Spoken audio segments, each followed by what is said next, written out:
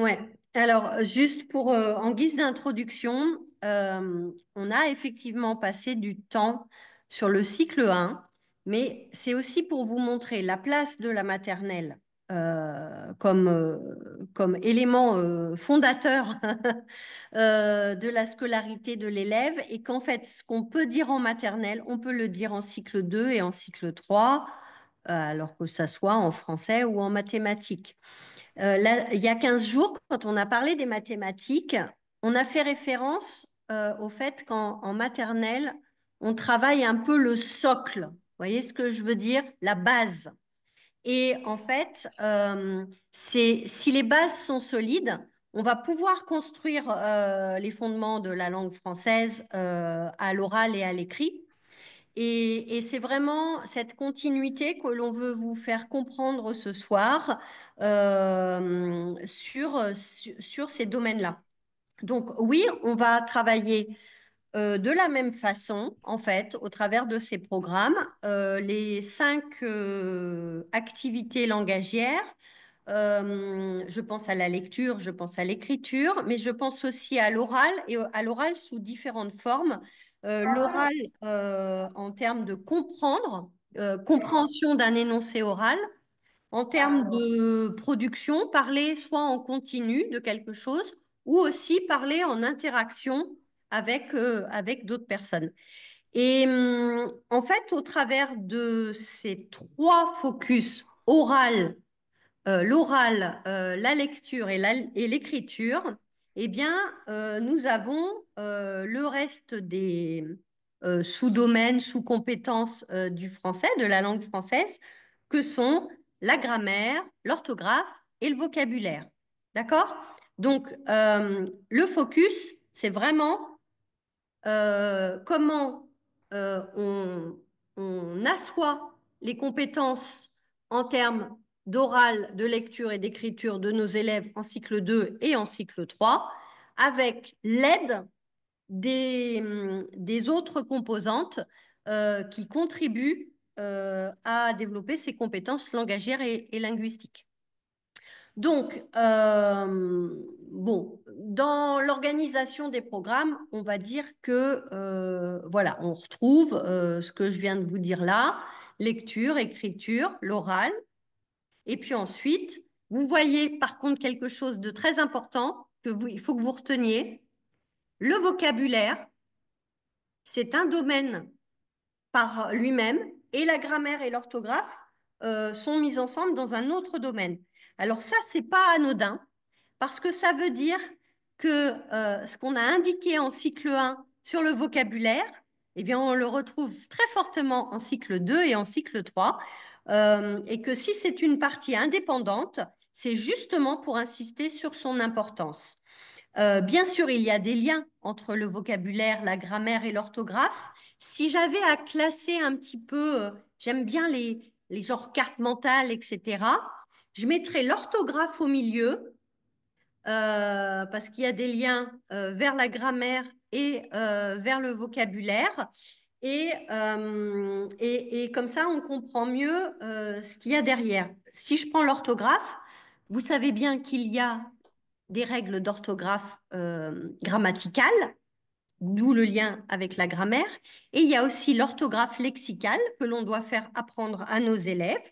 Et donc, on retrouve le travail sur le vocabulaire, sur le sens des mots, sur leur écriture, sur l'étymologie. Et d'un autre côté, en grammaire, sur les chaînes d'accords, dans le groupe sujet, avec le groupe verbal, etc.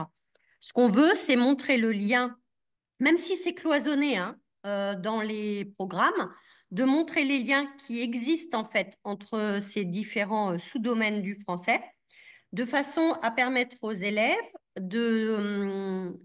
d'éveiller leur curiosité et leur vigilance sur les mots, leur orthographe et les règles de grammaire qui vont permettre de mieux comprendre, de mieux parler, de mieux écrire. Voilà. Est-ce qu'on peut... Voilà. Donc, bon, le vocabulaire, vous l'avez compris. Je crois que s'il y avait une chose à retenir de ce soir, C'est vraiment l'énorme focus mis sur l'enseignement du vocabulaire. En fait, ce que l'on peut remarquer dans les classes, nous, quand on y va lors de nos visites, c'est que les enseignants, euh, effectivement, portent leur attention sur le vocabulaire et à le développer chez leurs élèves. Mais il n'y a pas d'appui visuel qui reste souvent qui reste de ce travail-là. Et donc, on revient sur un enseignement explicite, structuré et progressif. Comme Charline vous l'a présenté en cycle 1, on a exactement le même processus qui est qu'on doit identifier de façon très claire des objectifs précis sur le vocabulaire. On sait que les élèves de maternelle apprennent de façon très exponentielle un certain nombre de mots, mais ça reste jusqu'à maintenant encore trop implicite. Et il faut qu'on pointe les catégories, il faut qu'on les aide à faire des liens les uns avec les autres pour mieux intégrer le Ouais, sens, ouais, pour un mieux kilomètre. intégrer l'orthographe, etc. Et Il a ça, mis un kilomètre. en production également, lorsqu'ils vont produire un échange, de façon à trouver le mot juste pour exprimer voilà, leur idée. C'est vraiment important de cette façon-là. Et puis, un mot pour un mot en lui-même, nous on le voit dans les évaluations nationales d'entrée en CP par exemple, même si le travail a été fantastique en maternelle, les mots quand ils sont sortis de leur contexte, eh bien on voit des résultats très décevants par rapport à la compréhension de mots lus dans des phrases ou dans des textes. Et donc, il faut qu'on donne des éléments aux enfants, aux élèves, sur lesquels ils vont pouvoir s'appuyer sur le contexte ou sur la morphologie pour comprendre de façon autonome le sens, inférer le sens des mots. Donc, des stratégies, ils en ont besoin. Ils ont besoin de traces écrites. Ils ont besoin, vous le verrez dans les programmes, on parle d'outils, d'outils personnels de collecte et de structuration qui vont les accompagner tout au long du cycle avec des remémorations de corpus qu'ils auraient pu voir auparavant. Donc, ce sont bien des outils qui vont pouvoir se transmettre de cycle en cycle. Cycle 1, on a appris un certain nombre de corpus. On est censé avoir appris un certain nombre de corpus. On le passe au cycle 2 pour pouvoir le réactiver de temps en temps, etc. Et bien sûr, poursuivre le travail d'apprentissage de nouveaux mots. Voilà, donc vous l'aurez compris, le vocabulaire est vraiment un sujet fondamental. La lecture, alors, quand on est en cycle 2, bien évidemment, il n'y a pas de nouveauté là-dessus, c'est l'enseignement du décodage.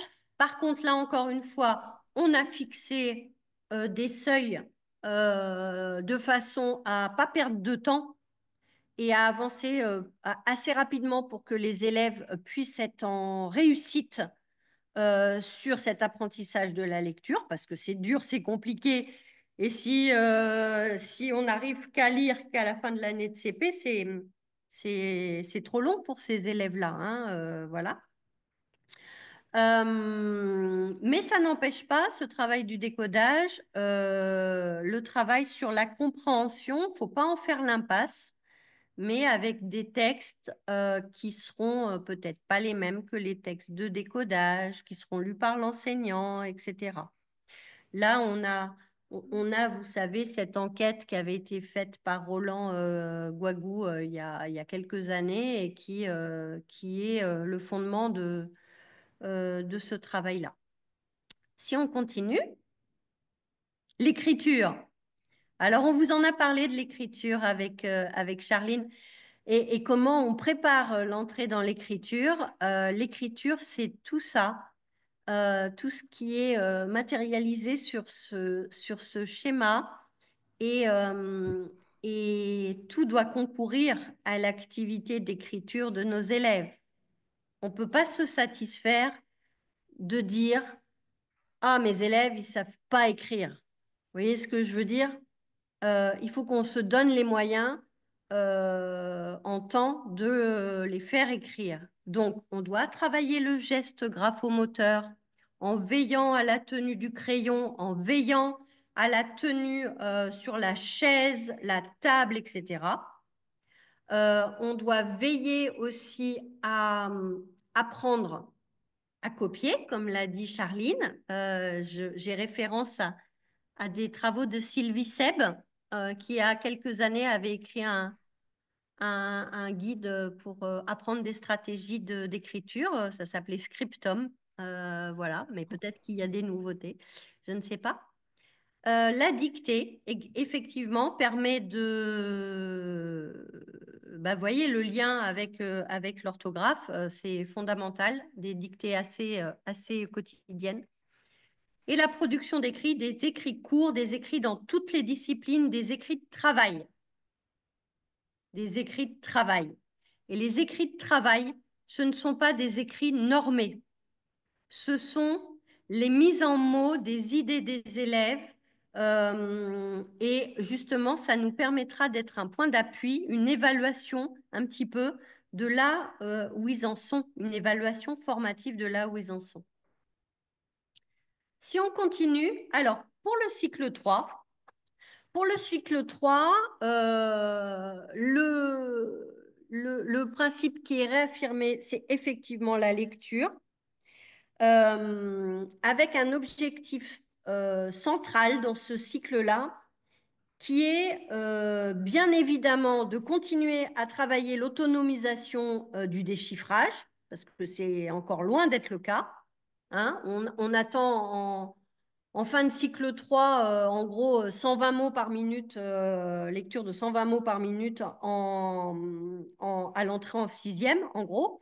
Et il y a des élèves qui en sont encore très, très loin. La lecture à voix haute et l'interprétation aussi théâtrale, par exemple, de textes. Mais si vous deviez retenir une chose, moi je dirais que le gros sujet en cycle 3, c'est la compréhension. Et du coup, en fait, l'ensemble des activités de lecture concourent à la compréhension. Quand j'apprends à lire avec fluidité, j'apprends en fait à comprendre les règles sous-jacentes de la ponctuation, des groupes de souffle, etc., qui vont me permettre de mieux comprendre. Et l'appui sur l'interprétation théâtralisée de certains textes est importante pour faire comprendre de façon expérientielle aux élèves ce qu'on essaye de leur inculquer. On va jouer avec la langue, donc. Euh, L'important, c'est de se focaliser, comme dans tous les autres domaines, sur le cheminement, sur les réflexions et sur comment est-ce que j'ai fait pour apprendre ce que j'ai appris. Voilà, c'est vraiment fondamental. Juste un tout petit focus sur ces repères par rapport au nombre de mots minutes. Ce sont des repères. L'idée, c'est pas forcément d'arriver à 200 mots minutes pour les élèves. On n'est pas sur un phénomène de mieux. Plus il y a de mots, mieux c'est. Alors, effectivement, on a des repères. L'idée, c'est de tendre vers ces repères. Mais si un élève à la fin du CP est déjà à 50 mots minutes, c'est déjà très bien. L'idée, c'est pas forcément d'augmenter, c'est que justement, dans les repères qui sont donnés, on doit avoir cette expressivité, cette intonation qui est prise en compte. Si c'est lire le plus vite possible, ça n'a pas d'intérêt en tant que soi. Et les repères qui sont donnés, les textes qui sont utilisés dans les évaluations nationales sont suffisants pour vraiment ces repères-là. Donc, ne cherchez pas, voilà, le côté, moi, ce que j'ai déjà entendu en conseil école-collège, le côté mitraillette, en fait. Il faut qu'ils lisent le plus Hmm. possible. Ben, c'est pas que ça. C'est pas que ça, et Non. heureusement, et heureusement. Et c'est vraiment justement au service du sens. C'est vraiment cette réaffirmation des programmes. Alors pareil, hein, c'est une évidence, hein, mais tout ça doit aider les élèves à se débarrasser en fait de cette technique qui prend beaucoup de place en cycle 2, qui est le déchiffrage, pour justement consacrer plus de ressources à la compréhension de l'implicite et de l'explicite. Donc, si on n'a pas cette fluidité-là, ben, les élèves sont plus en difficulté pour justement rentrer dans la compréhension. Donc, on a cette espèce de vase communicant. Et comme l'a dit Isabelle, hein, en cycle 2, on ne va pas avoir les mêmes textes pour travailler la compréhension que les textes que pour le déchiffrage. Et la compréhension, on va justement pouvoir s'appuyer sur tout le travail qui est fait en maternelle, la même méthode, sur le travail de compréhension. En maternelle, les enfants ne savent pas encore lire et pourtant, on travaille la compréhension. Donc, on va utiliser ces textes bien plus intéressants parce que les textes pour travailler le décodage en termes de compréhension, bon, Oui. voilà, c'est un peu limité. Mais en même temps, leur objectif, c'est pas cette priorité-là, c'est vraiment le décodage. Donc, il faut bien vraiment distinguer les deux. Et on a pas mal de méthodes qui parfois proposent deux ouvrages, un ouvrage pour le décodage et un ouvrage pour la compréhension. Alors, l'idée, c'est pas forcément d'acheter les deux, mais de se dire que on ne va pas travailler ces deux compétences-là avec les mêmes textes, en tout cas en cycle 2.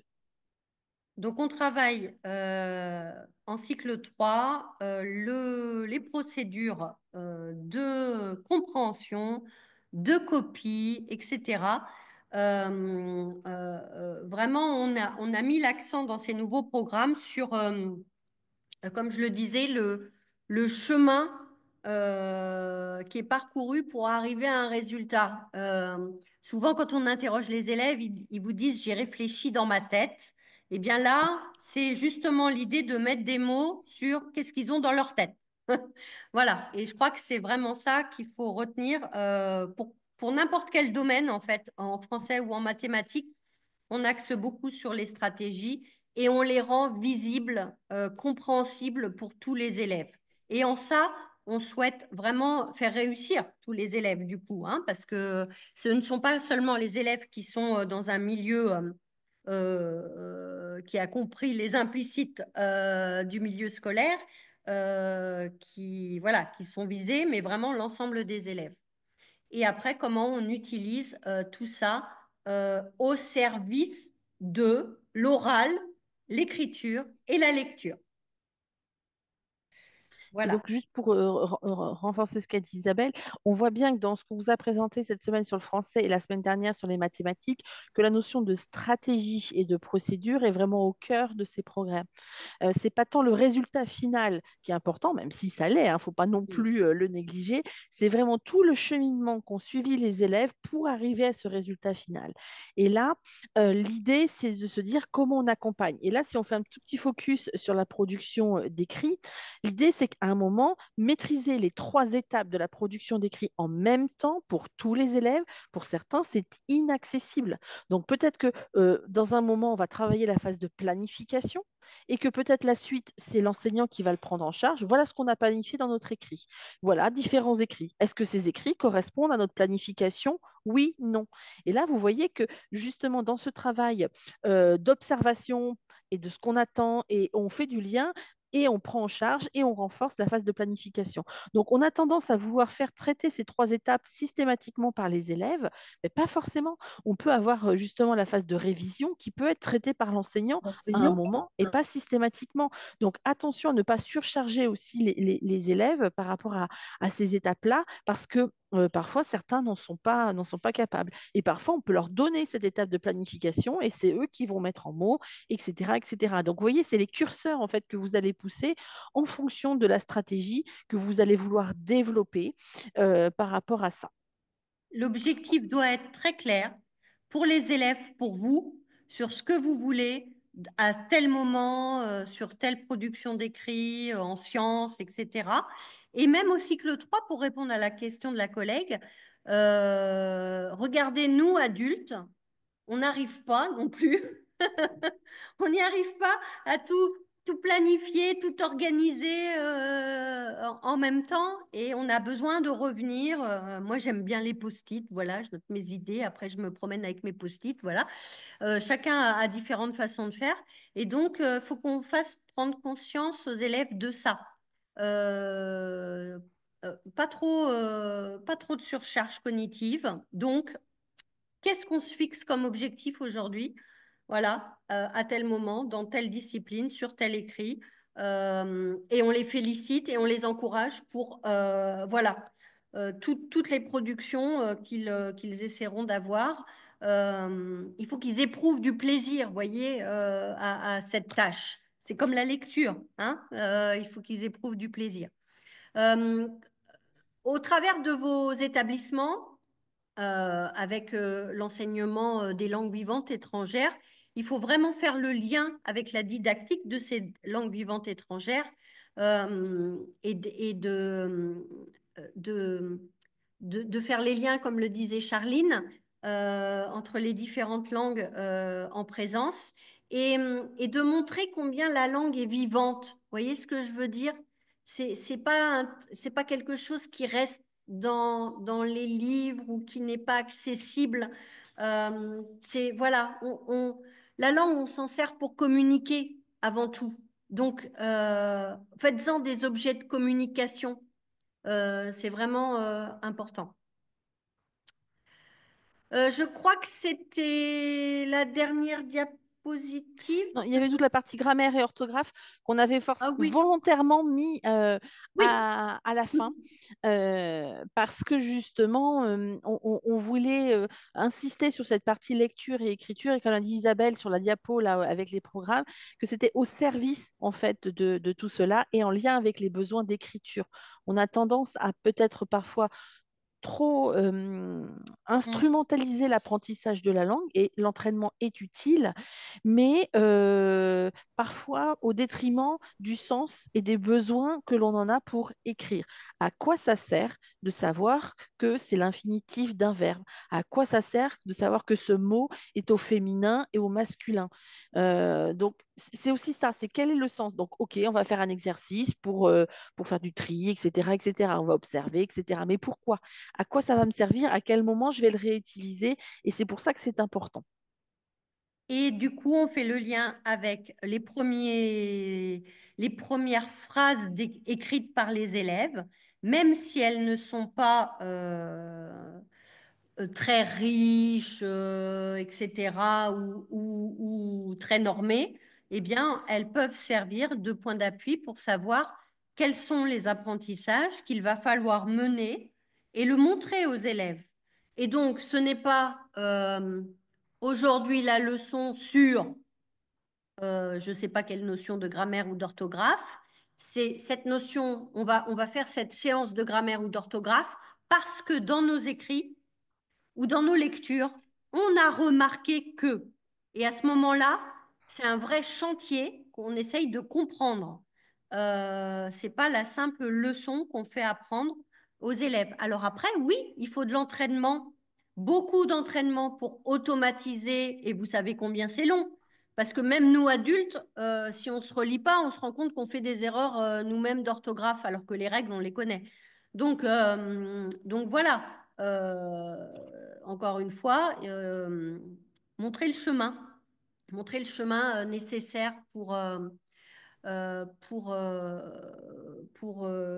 mettre en œuvre, en fait, ces fameuses règles de grammaire et d'orthographe. Elles ne Et se ça, c'est suffisent une pas à elles-mêmes. sensibilisation qu'on peut avoir dès la maternelle. Par exemple, je vais écrire le mot bateau, qui phonétiquement, on va dire, est régulier. Mais à la fin, on entend le son O. Et comment je sais que c'est EAU? Il y a un moment, on le sait par cœur et c'est tout. Mais donc, ben, on va se servir d'un album qui va parler d'un bateau. Ah, ben voilà, on a ce repère-là. Et on va repérer en fait ces régularités. Parce qu'il faut quand même penser que le français, on parle beaucoup des irrégularités, mais il y a quand même beaucoup de choses qui sont régulières. Par exemple, je dis, le son I. Il y a quand même plus de chances qu'on l'écrive avec la lettre I que la lettre Y. Et pourtant, quand on travaille justement l'entrée par le son, et c'est pour ça que maintenant on en entrée plutôt par le graphème que par le phonème, c'est que se dire que dans le français, allez, il y a 9 chances sur 10 que ce soit la lettre I. Et un élève qui va justement se dire, bah, je ne sais pas trop comment j'écris ce son, mais il y a bonne chance que ce soit celle-ci, ben, c'est un élève qui aura compris qu'effectivement, l'exception, c'est pas la règle. Et on passe beaucoup de temps sur ces exceptions en grammaire et en orthographe, et alors que c'est pas forcément ce dont on a le plus besoin. La majorité des verbes qu'on utilise au quotidien sont des verbes du premier groupe. Et parfois, on passe beaucoup de temps sur la conjugaison des verbes du second et du troisième groupe. Donc c'est pour ça que dans les programmes, on a vraiment fixé, alors c'était déjà un peu présent quand même dans les programmes précédents, la liste des verbes qu'on doit apprendre du deuxième et surtout du troisième groupe en fonction des temps. Parce qu'on passe parfois trop de temps sur certaines choses qu'on va peu utiliser au quotidien avec les élèves. Et il y a l'idée aussi dans ces programmes, comme sur les mathématiques, que les notions les plus complexes soient abordées le plus tôt possible. Je pense par exemple à l'enseignement du passé simple, qui est parfois relégué dans certaines méthodes un peu anciennes à la fin de l'année. Et donc, ce qui fait que les élèves se fréquentent ce temps qui est complexe peu de temps. Donc, ça peut être intéressant de le travailler, on va dire, sur le second semestre du CM1 pour justement, dès le premier semestre du CM2, réaborder cette notion-là et permettre aux élèves de passer un temps conséquent sur ce temps qui est important en lecture. Parce que on le sait, hein, entre le passé simple et l'imparfait, il y a des notions de temps, de durée, etc., qui sont importantes dans la compréhension de l'histoire. C'est pas tant d'avoir bien mémorisé la manière de conjuguer avec nous et vous, qui est peut-être pas le plus important, en tout cas qui n'est pas le plus utilisé, mais de comprendre pourquoi c'est le passé simple et pourquoi c'est l'imparfait et comment on l'écrit. Donc ça, c'est vraiment quelque chose d'important. Et dans la démarche, si on peut regarder sur la diapositive suivante, qui est recommandée sur le cycle 3, mais qu'on peut comprendre avec les autres, on voit, hein, c'est l'observation, la manipulation, l'institutionnalisation et l'entraînement. La phase d'institutionnalisation, c'est aussi ces repères qu'on va donner aux élèves. On va se mettre d'accord sur ce qu'on a appris et quels affichages, je redis ce qu'a dit Isabelle, pensez que vos élèves ont beaucoup de Mm. choses à mémoriser. Comment on soutient cette mémorisation? Quels affichages on enlève dans la classe? À quel moment on les enlève? Qu'est-ce qu'on a comme traces individuelles? Ça, c'est vraiment quelque chose d'important. Il faut se rendre compte de tout ce qu'ils doivent mémoriser et si on ne soutient pas ça, c'est quelque chose qui va impacter leur apprentissage. Et donc là, voilà, sur cette diapo, on reprenait des choses qui ont déjà été dites, Mm. donc c'est pour ça qu'on va peut-être pas, parce que je vois l'heure qui avance, et là qui redit aussi ce qu'on a déjà dit sur travailler sur le sens et pas uniquement le technique, les erreurs, on en a déjà parlé pour continuer à progresser. Ces corpus, alors il y a aussi des Ouais. recommandations sur le cycle 2 et le cycle 3 sur le nombre de corpus, donc ce n'est pas uniquement qu'en français. Ces corpus peuvent être en mathématiques, peuvent être en histoire, en géographie, en questionner le monde, etc. Et donc, ces automatismes que vous allez créer vont développer cette autonomie de l'élève qu'on attend en cycle 3.